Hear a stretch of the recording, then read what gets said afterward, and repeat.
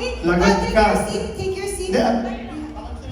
Okay, you prefer to Okay stop. lang, okay lang. Tayo We lang. won't stop you. Alright, so meron ba tayong mga gustong ibuka? Pakilala muna kayo. Okay. Pakilala Pakilala muna kayo, please. Sige.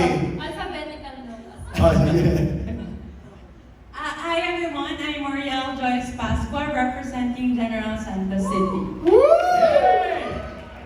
Hi, good afternoon po everyone. I'm Kim Rizaldo. I'm representing Iloilo Province. Yay! Another Ilongga. Hello po, naimbag ng Malayang Kadakayamin. I am Madame Benedicta representing the province of Ilocos Sur. Wow! Yes. Si Iloilo Province, I think, was your roommate. Ivy. Was your roommate. So being roommates and hallmates, ano bang storya nyo? Oo. Ng Rabia na hindi namin alam. Sige nga, I think this is the time, dahil may corona na siya, let's roast Rabia. Spill the tea, spill I the think tea. yes, we can roast. Talaga. Sige Una po. daw,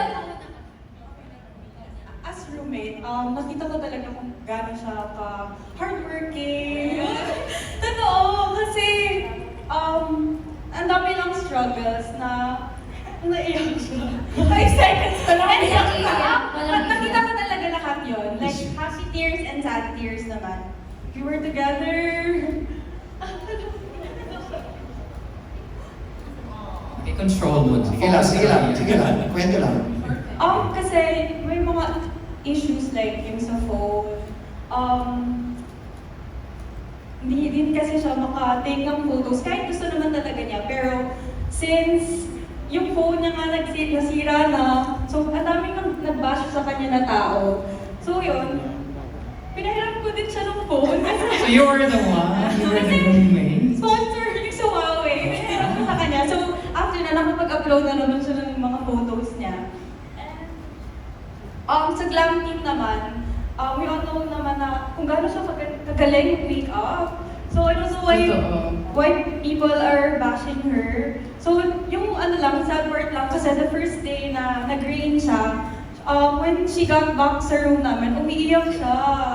Nag-breakdown siya kasi sinasabi niya na parang ayaw niya, parang sana hindi na lang daw siya nanalo kasi binabash siya ng tao. So nakakasad lang. I believe she really deserves everything that yung mga success na We agree. Yes! Ang dami ko pang chika. Sabi nila wag kang muna kumiyak kasi may dalawa pang magsistage. Huwag ka umiyak kasi mas malala yata yung dalawa. Pwede na. Baka mas maiyak ka pa. ako, ewan ko kung ano yung i-share ko na stories kasi ang dami. Batch 2 kasi kami, hindi yun alam ng nakakarami. As girls, the candidates, we were grouped kasi nga social distancing and all. So kaming batch 2 from Cagayan Province to Iloilo Province, kami lang talaga yung magkakasama sa rehearsals, pictorial shoots. Kami lang talaga. So parang kami yung nagkakahalubilo, nagkakausap. So nasasad ako na some girls would say na parang bakit parang hindi siya approachable, ganyan. Sinasabi ko, si Rabia talaga mahiyain. Pag hindi mo siya lalapitan, parang mahirap mo kakausapin. So ako, mahiyain akong person, pero mas mahiyain pa yung si Rabia. So kailangan mo siyang i-hype na, "Uy, Rabia, hello, kumusta ka dyan?" Ganon. Oh, kasi si Jen sana yung pinaka-hype sa group namin. Kami ata group to yung pinaka-maingay kasi nandun si Inday, Eliza, nandun si Jensan, si April, maingay talaga kami as a group. So, gusto ko rin yung ma-correct yung notion na snob na person si Rabia, which is not. Pero snob lang talaga sa amin ni Jensan. Pero introvert lang kasi si Rabia. Oh, introvert yan si Rabia. Ano pa ba? Mabilis mapagod. Ayun, isa pa. Mabilis siya ma-stress because one time before kami mag-preliminaries, Sige lang. ibubuking namin lahat ng mga ano na Rabia. One time, before, nasa room kasi namin, before kami mag-prelim Q&A, nagpapatulong kami sa kanya. Rabia is really willing to help everyone. So kaming apat, si MJ, tara review tayo kina Rabia. Hindi ako makapag-review sa room namin kasi usap-usap lang sila doon. So sige na nga, sama na ako agad ganyan. Because Rabia Oxenia Mateo is Is an an educator. It's 23 years old. Baka gumagawa mo. Di ba? Wala din natin niloloko yun. Oo. Rabia Oxenia Mateo, I'm half Ilongga. I'm biracial, half Ilongga, and Tapos ayun, pumupunta kami sa room nila ang dalawa. So sinasabi, Rabia, tulungan mo kami sa Q&A kasi weakness namin to, alam namin magaling ka. So sabi ni Rabia, you know what, I'm an educator, sabi niya. May ganon! May ganon ka, Rabia! Ganun talaga yung atake niya. You know, nakaupo lang siya doon sa bed. You know what, I am an educator. Proud of And being gusto ko talaga nag-help out others. Yung kasi nga yun nga, teacher siya, gusto niyang tumutulong, nagtuturo. So ayun, so ito yung gusto namin tell me about yourself. Yun, gusto namin i-share to. Paano namin aayusin? So siya, sige, tell me your story. So ayan si Jensen, kurento niya yung family niya. So, ito yung gagawin mo. Sige, kunwari ako si Mariel. Ganyan na siya. So, I am Mariel Joyce Pascual. Ganyan niya. Kwento niya. So, parang kami, nakikinig na lang kami doon. Naniwala kami na parang siya na si Mariel. parang siya na si Mariel. How do you do Kasi that, sobrang Rabia? galing Bakit talaga parang ni ang galing Rabia. mong magkwento?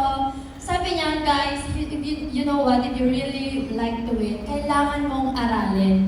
Yun yung isang quotable quotes na iniwan niya sa amin. So, kailangan niya talagang aralin. Kaya araw-araw kami pumupunta kay Rabia. Ini-store po namin siya sa room talaga. Rabia, turuan mo kami! Hindi ba kami Siguro, di ba, doon na kami nagdi-dinner until 12 midnight.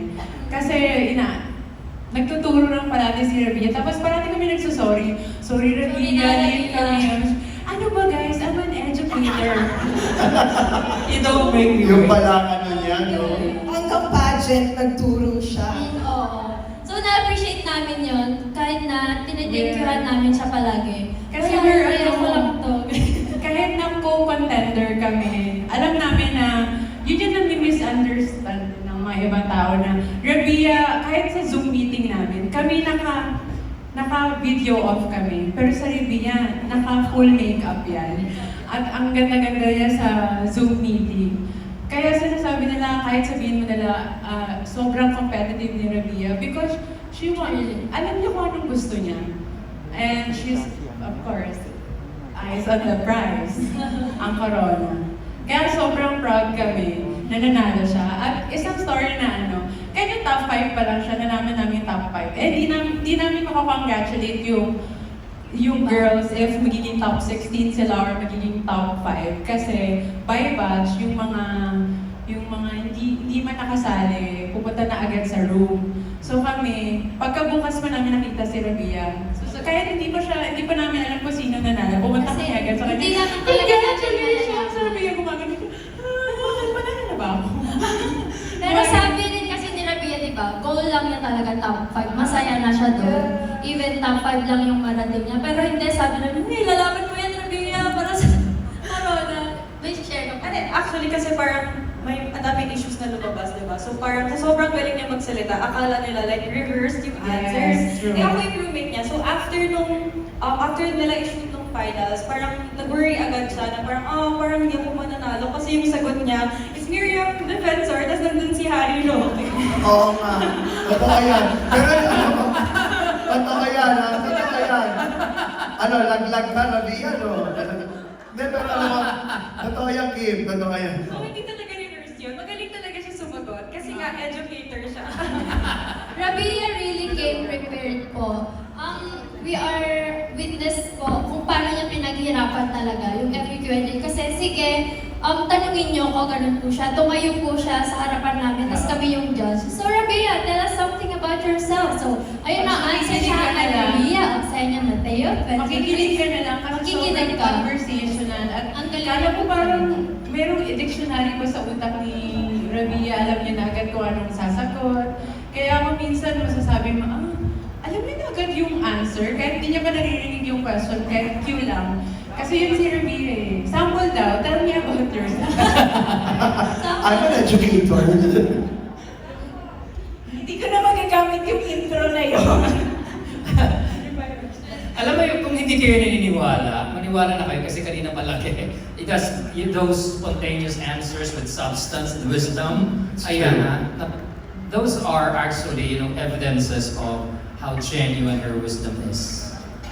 Diba? Mukhang meron pang pinag-uusapan yung tatlo na gustong i-reveal eh. Ano ba to? Funny story lang. Ang dami po kasi namin memories together na Oo, kasi kami nakakatawa. magkasama ng 10. Yung nails po. Share ko ba? Kindergarten. Nasa kwarto po kasi kami. Tapos nakikita ko siya. Nag-aayos siya for Olay shoot yun, di ba? So, nakita ko yung nails niya. Wala siyang nail polish. Marami siyang yung glue. Press. Sabi ko, Rabia, mag-nail polish ka naman. Prelims na natin bukas. Sinabi ko niya, Miss! Sabi ko, Miss, kasi na-stress na ako, hindi ko na siya kayang ilagay. So, nag-shiver na siya. Sa stress na ganyan. Tinry nang nilagay. So, hinapit namin. Kami na nga maglagay niyan. So, kinuha namin yung glue. Super shake siyang ganyan. Bes nasa glue sa nail niya mga dikit. Sa mga kamay na namin. Ano ba yan, Rabia? Tinutulungan ka na nga namin. Kami ba nadidilayan siya? Ganun siya ka-stress. Oo, super. Ang dali niyang ma-stress. Pag mga yan. Alam ko kung paano siya, alam ko pag stress na siya, nasa CR siya, tapos nagsusuka na siya. Wala? Sobrang stress? Grabe. No, I can just imagine how stressful talaga it is. Diba? It's really stressful. Very The great under pressure. pressure, parang makikita. 50 or ilan kayo? 48? 46. 46 beautiful girls. Sabi ko nga, alam mo, next time ayoko na mag-judge. Kasi I want her. I want everybody to win. Pero paano? Diba? How can you make, So, sabi ko, lahat kami kasama ang score namin. Ano lang, by once lang kunwari 9.5, 9.5, 9.6, 9.4, 9.5. Ganun lang kami talaga. Hindi nagkakalayo doon. Kasi ganun kataas talaga yung kalidad ng mga contestants ng Miss Universe. So for me, lahat kayo, you're all winners talaga. Kahit nilalaglag nyo si Rabia ngayon. Parati kasi lalo na yung, nagsiswimsuit. Swimsuit pala, nag-BBS kami, pero siya nagpa-practice, nagra-rampa. Kaya nanalo siya ng best in swimsuit. Talaga? Sa backstage po yun, ninintay lang namin, batch 2 kasi, ongoing na yung batch 1, kami batch 2 waiting na lang. So, kami doon, umuupo na lang doon, nagre-relax siya, hindi talaga siya umuupo. Ano ginagawa niya? Practice mo naman. Sir Paul, paano ginagawa ni Rabia? Meron po yun sa Facebook, Wala na, hindi ko lang pwede naman live. Saan na ba yung music natin? Magandang dilag. Sige ba? Magandang dilag na? Sige, pakita sa Adele. Si Adele, si Kim, at Marielle. Music. O yan na, go! Live in Baguio Country Club for Miss Universe Philippines 2020.